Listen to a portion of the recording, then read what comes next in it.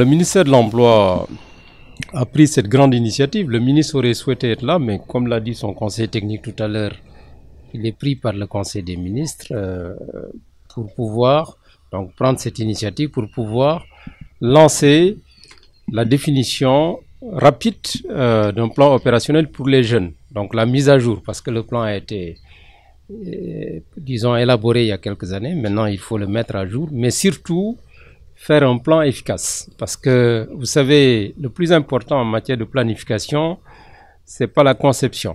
Ce qui est important, c'est la mise en œuvre.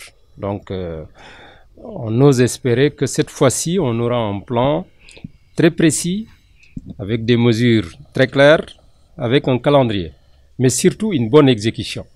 Je pense que si nous réussissons toutes ces conditions, le Sénégal pourra réussir son objectif de création d'emplois massifs pour les jeunes. Vous avez une population très jeune au Sénégal, ce qui constitue un atout, ce qu'on appelle le dividende démographique. On parle d'une fenêtre d'opportunité, mais ça ne peut être une opportunité que si vous mettez les jeunes au travail. Parce que si vous ne les mettez pas au travail, ce n'est même pas une opportunité, ça devient même une menace. Le Premier ministre, l'ensemble du gouvernement appuie le ministre du Travail, le ministre de l'Emploi pour réussir cet objectif de création d'emplois. Le plan va être défini, en tout cas pendant l'atelier, donc il y aura des sous-comités, le directeur de l'emploi et le conseil technique vont y revenir. Il est clair que pour créer de l'emploi, il faut d'abord avoir une offre d'emploi, parce que vous ne pouvez pas, disons, avoir de l'emploi s'il n'y a pas une offre. Donc il faut que vous ayez un environnement des affaires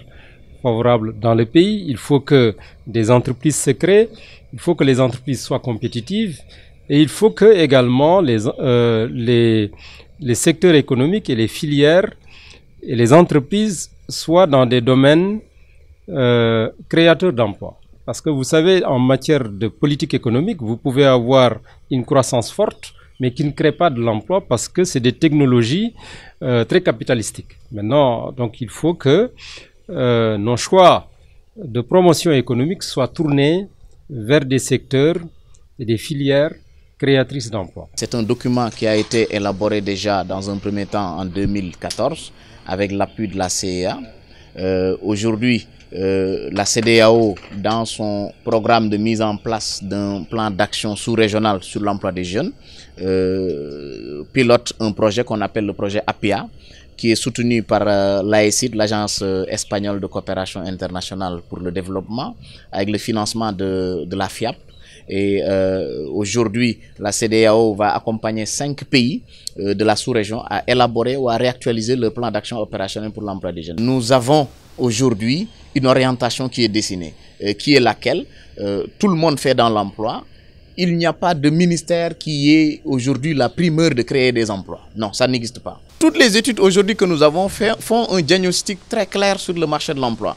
Il y a des difficultés qui sont aujourd'hui structurelles et vraiment auxquelles l'État vraiment s'attelle vraiment en termes de règlement. Aujourd'hui, vous voyez toutes les stratégies qui sont développées au niveau de la formation professionnelle pour renverser la tendance, parce que nos jeunes ont un problème d'employabilité.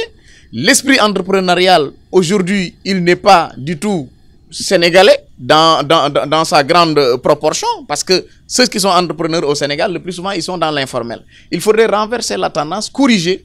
Et pour corriger quand même, il faudrait des programmes spécifiques qui nous permettent en réalité de venir à bout ces aspects-là. Je profite de cet événement pour lancer un appel aux enseignants pour leur demander de retourner dans les classes et de ne plus sortir des classes. Parce qu'aujourd'hui, c'est le pays qui perd. Parce qu'un pays où vous avez une culture de grève, ce pays-là ne peut pas être performant.